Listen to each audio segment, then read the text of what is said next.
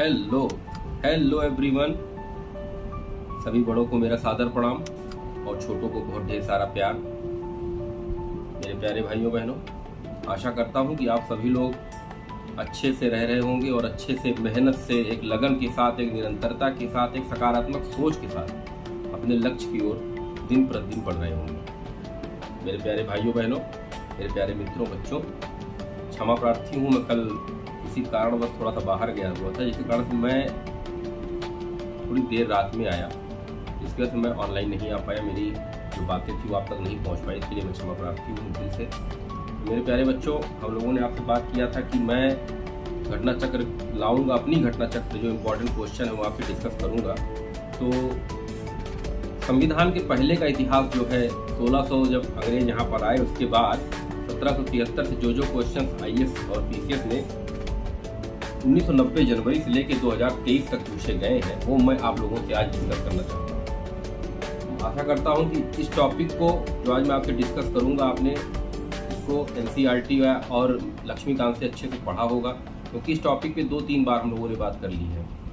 ये तीन चार बार हम लोगों ने क्षेत्रीय भाषा में, दैनिक भाषा में हम लोगों ने बात की है। और अच्छे से मुझे लगता है कि जितनी बार मैंने आप लोगों से कहा कि आप इसको रीड करते रहिए, अगर आप लोगों ने इसको रीड किया होगा तो ये चीज़ें अब आपको आ भी गई होंगी। तो मेरे प्यारे भाइयों बहनों, ज़्यादा इधर उधर की बात ना करते हुए हम लोग आज का ये प्रश्नों का जो संग्रह है ये आपके सामने प्रस्तुत करते हैं। तो अब की बार जो घटना चक्र है उसमें मैंने ये देखा कि पहले तो टॉपिक बाय टॉपिक ऊपर ही थोड़ा संक्षेप में दे दिया गया, उसके बाद क्वेश्चन दिए गए हैं। तो आप लोग भी घटना चक्र ले लीजिए प्लीज़। ये देखिए, ये घटना चक्र है और इस घटना चक्र को आप लोग भी ले लीजिए। 2023 के क्वेश्चनों का संग्रह, 2022 के क्वेश्चनों का संग्रह आपको मिल जाएगा। तो पहला टॉपिक जिस पर हम लोग डिस्कस करेंगे वो भारत का संवैधानिक विकास।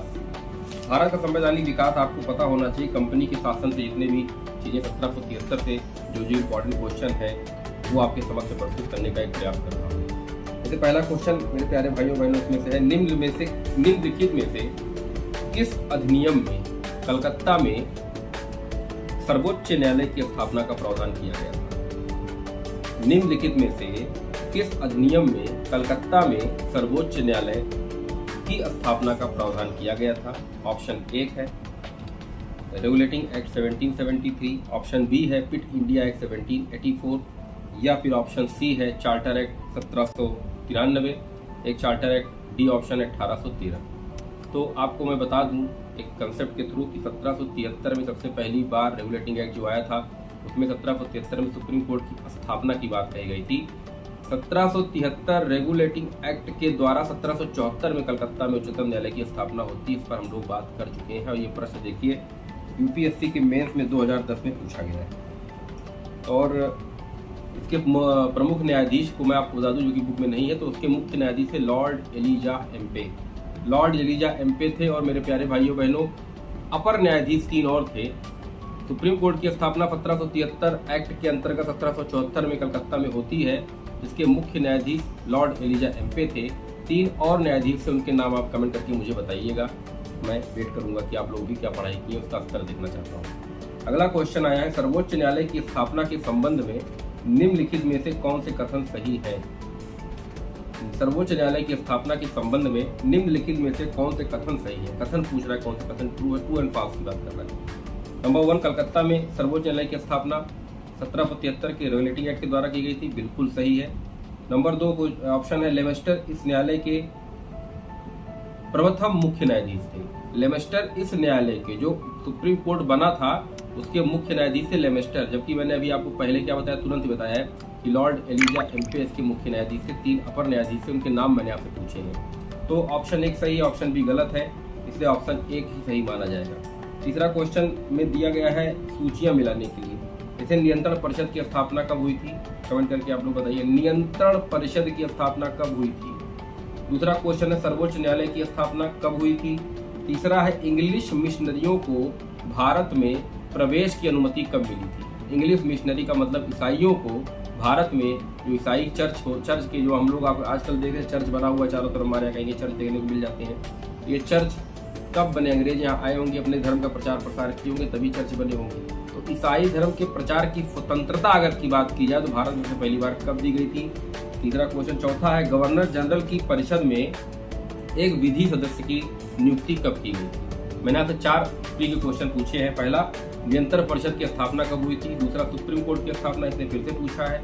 तीसरा क्वेश्चन इसने पूछा है इंग्लिश मिशनरियों की भारत में प्रवेश की अनुमति कब दी गई? और चौथा प्री का क्वेश्चन है कि गवर्नर जनरल की परिषद में चौथा विधि सदस्य कब शामिल किया गया? ये चारों क्वेश्चन आप लोग मुझे मेरे कमेंट बॉक्स में या मेरे नंबर 8299033374 पर आप लोग भेज दीजिएगा। मैं चेक करके बताऊंगा कौन बच्चा पहले करके भेजा है। ठीक है, अगला क्वेश्चन अब आपके सामने ये आता है कि निम्नलिखित में से किनसे भारत में अंग्रेजी शिक्षा की नींव पड़ी? अंग्रेजी शिक्षा की नींव किससे पड़ी? इसमें भी 3 ऑप्शन दिए गए हैं, 1 2 2 1 या 1 2 3 ऐसे करके क्वेश्चन है। पहला 1813 के चार्टर एक्ट से, दूसरा general committee of public instructions 1823, general committee of public instruction 1823, तीसरी है प्राच्यविद एवं आंग्लविद विवाद। तो इसमें मैं आपको बता दूं कि ऑप्शन 1 1813 जो चार्टर एक्ट है, इसको मैं थोड़ा एक्सप्लेन कर दूं। ईस्ट इंडिया कंपनी ने ओरिएंटल शिक्षा की प्रचलित प्रणाली को हतोत्साहित किया तथा पश्चिमी शिक्षा और अंग्रेजी भाषा को बढ़ावा दिया। 1813 के चार्टर एक्ट अधिनियम में भारत में शिक्षा के प्रसार के लिए 1 लाख रुपए हर वर्ष व्यय करने की व्यवस्था अंग्रेजों ने की।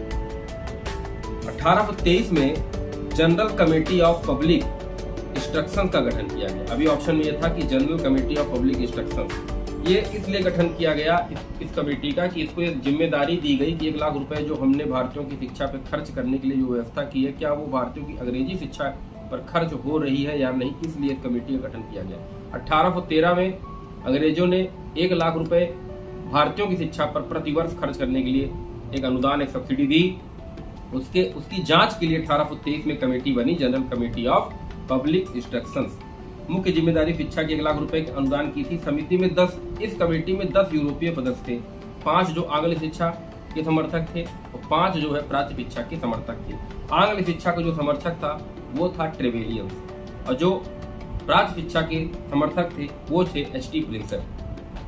ये क्वेश्चन पूछा सकता है कि जो कमेटी बनी थी उसमें आंग्ल शिक्षा के समर्थक कौन था, तो आप बता सकते हैं आराम से कि ट्रेवेलियन थे, और प्राच्य शिक्षा के समर्थक कौन थे, तो वो एच.टी. प्रिंसर साहब थे। तो इसके बाद governor general Lord William Bentinck, इस टाइम की बात कर रहा हूँ, इस टाइम लॉर्ड विलियम बेंटिंग साहब गवर्नर जनरल थे। 1828 से 1835 का कार्यकाल रहा है। शासनकाल में मार्च 1835 में लॉर्ड मैकाले को विधि सदस्य के रूप में शामिल किया गया था। 1835 में 33 के अधिनियम में विधि सदस्य की बात कर दी गई थी। 1833 के अधिनियम में ये बात कर दी गई थी कि गवर्नर जनरल की परिषद में एक विधि सदस्य की नियुक्ति होगी, तो वह विधि सदस्य कोई और नहीं था, लॉर्ड मैकाले साहब वो विधि सदस्य थे। ये क्वेश्चन आपसे बार बार पूछा गया है और ये क्वेश्चन आईएएस की प्री एग्जाम 2018 में पूछा गया है।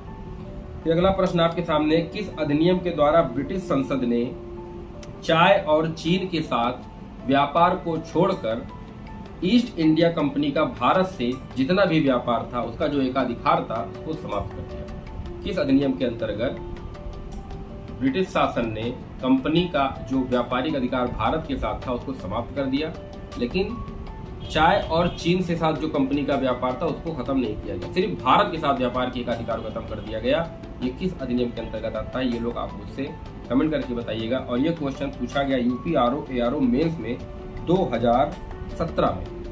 अगला प्रश्न है, ब्रिटिश संसद के किस अधिनियम ने भारत में व्यापार पर ईस्ट इंडिया कंपनी के विशेषाधिकार को समाप्त कर दिया? यही क्वेश्चन अभी मैंने तुरंत यही दोबारा एक क्वेश्चन पूछा गया था उत्तराखंड PCS 3 2016 में। चार्टर एक्ट 1813 के संबंध में निम्नलिखित विचारों पर चर्चा करिए। पहला विचार था, इसने भारत में ईस्ट इंडिया कंपनी के व्यापारिक एकाधिपत्य को समाप्त कर दिया, परंतु चाय के साथ चीन के साथ इसका व्यापार, चीन के साथ चाय का व्यापार इसका बना रहा। दूसरा है, इससे कंपनी द्वारा अधिकार में लिए गए भारतीय राज्य क्षेत्रों पर ब्रिटिश क्राउन या ब्रिटिश राज की संप्रभुता को सुदृढ़ कर दिया गया।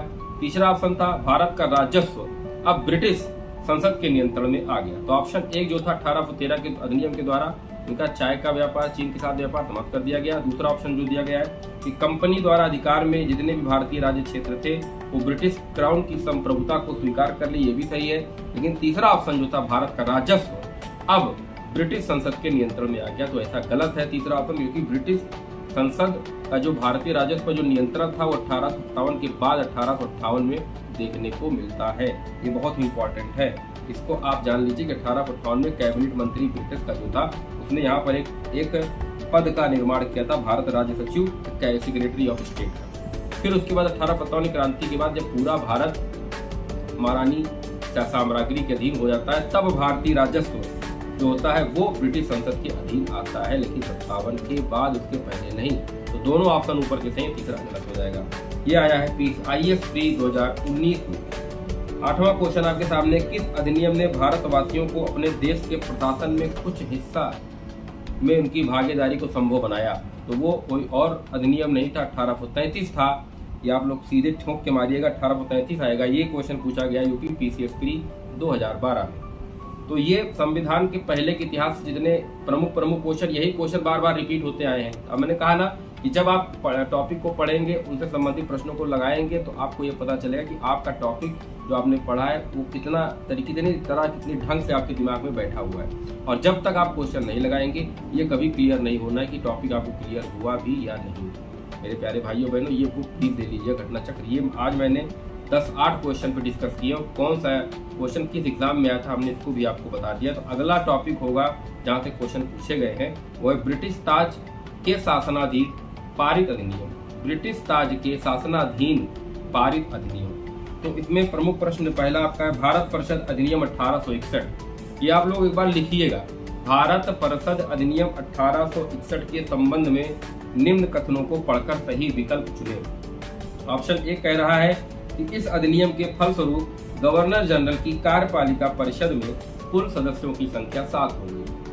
1861 में गवर्नर जनरल की जो परिषद थी उसकी पूरी सदस्यता 5 थी, जो बाद में बढ़ के 6 हो गई थी, 7 कभी नहीं थी, इसलिए पहला ऑप्शन यही गलत हो गया। दूसरा कह रहा है विधि निर्माण के लिए अतिरिक्त सदस्यों की संख्या कम से कम 6 और मैक्सिमम 12 थी। तो ये ऑप्शन अगर मैं इस पे बात करूं कि हाँ 6 थी, इसको मैक्सिमम, उनकी जो गवर्नर जनरल की परिषद थी उसको 12 मैक्सिमम किया था, तो उससे ज्यादा नहीं बढ़ा, ये सही है।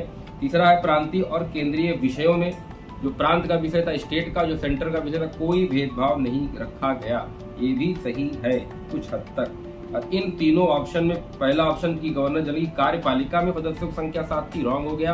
दूसरा क्वेश्चन की विधि निर्माण के अतिरिक्त सदस्यों की संख्या 6 से मैक्सिमम 12 होती थी, ये सही है। तीसरा क्वेश्चन की प्रांतीय और केंद्रीय विषयों में किसी तरह का कोई भी मतभेद नहीं किया जाएगा, भेदभाव नहीं किया जाएगा, ये सही है। ये ऑप्शन 2 और 3 सही है। छत्तीसगढ़ PCS प्री 2021 में पूछा गया प्रश्न।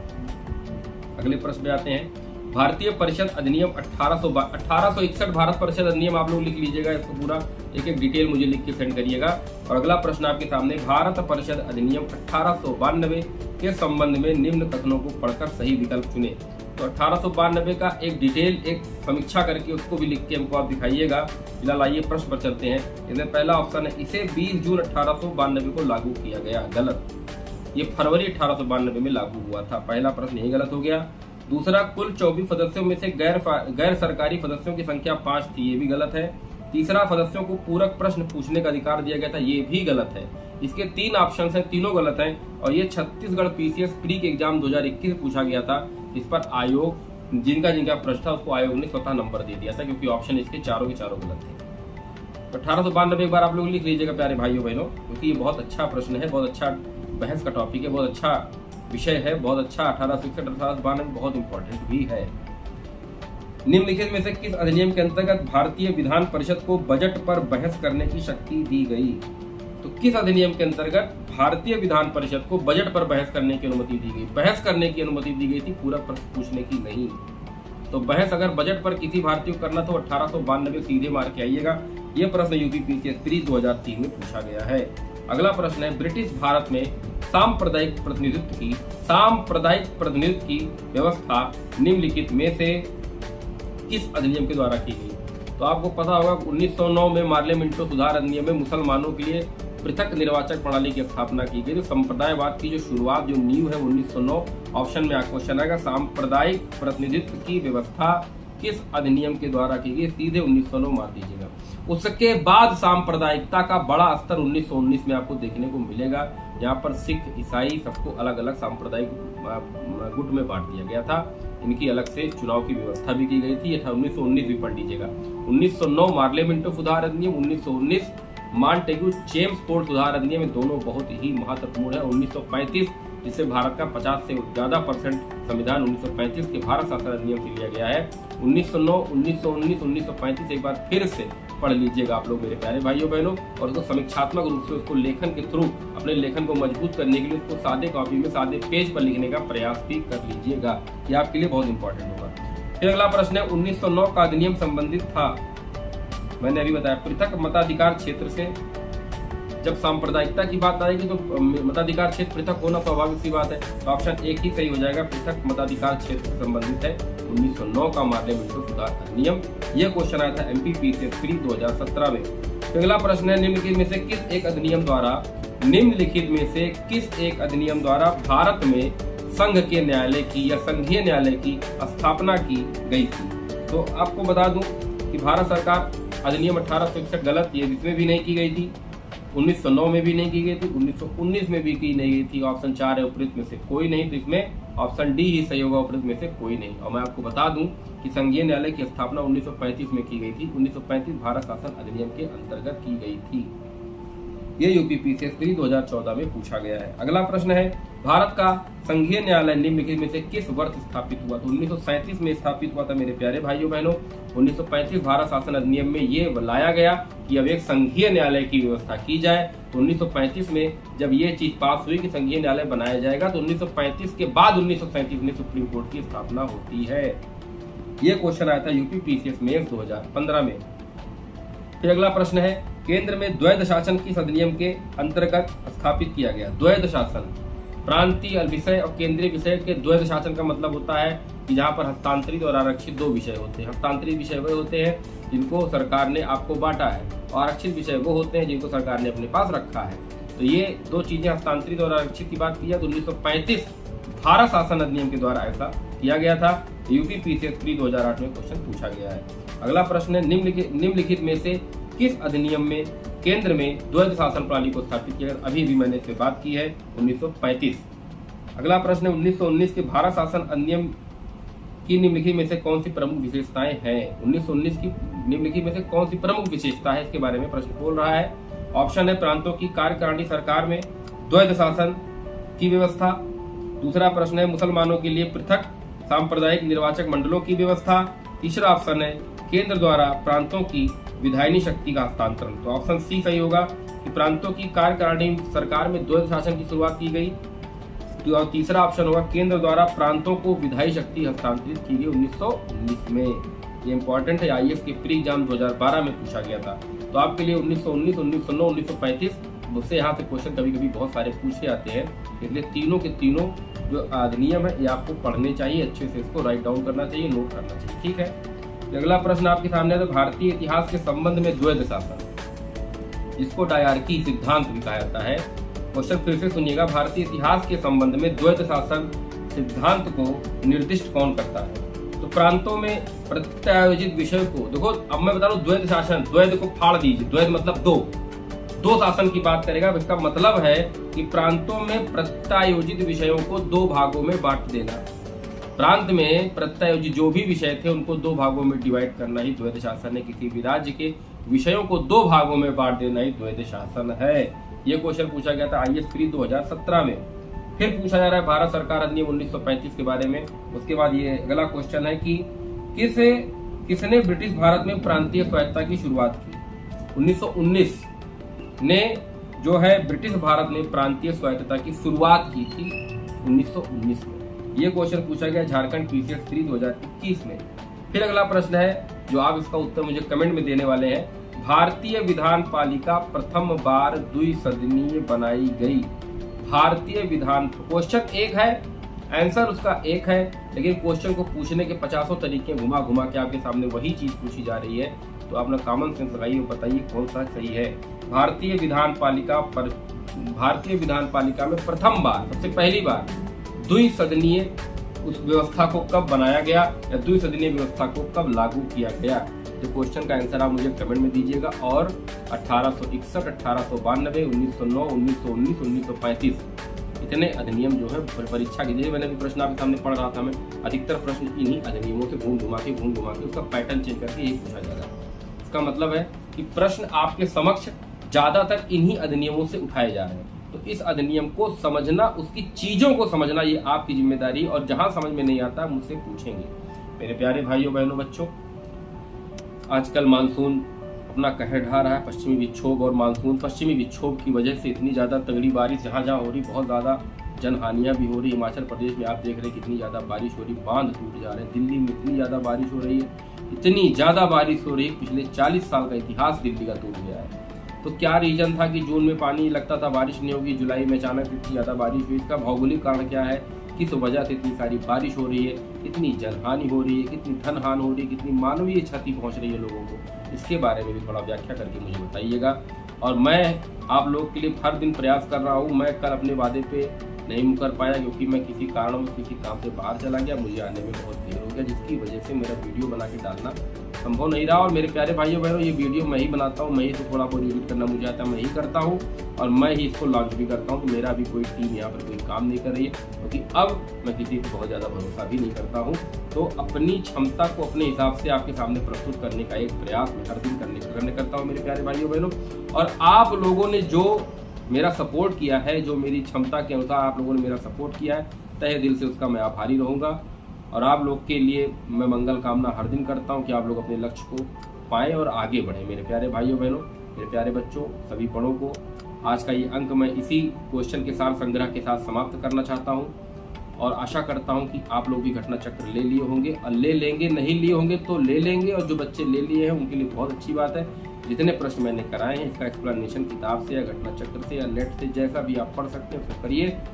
और चैनल को लाइक करिए, सब्सक्राइब करिए और शेयर करिए, क्योंकि ज़्यादा से ज़्यादा बच्चे हमारे चैनल में जुड़े। तो मेरे प्यारे भाइयों बहनों, आज का ये अंक मैं आपकी मंगल कामना के साथ और सभी बड़ों को प्रणाम के साथ, छोटों को हार्दिक प्यार के साथ समाप्त कर रहा हूँ। जय हिंद, जय भारत।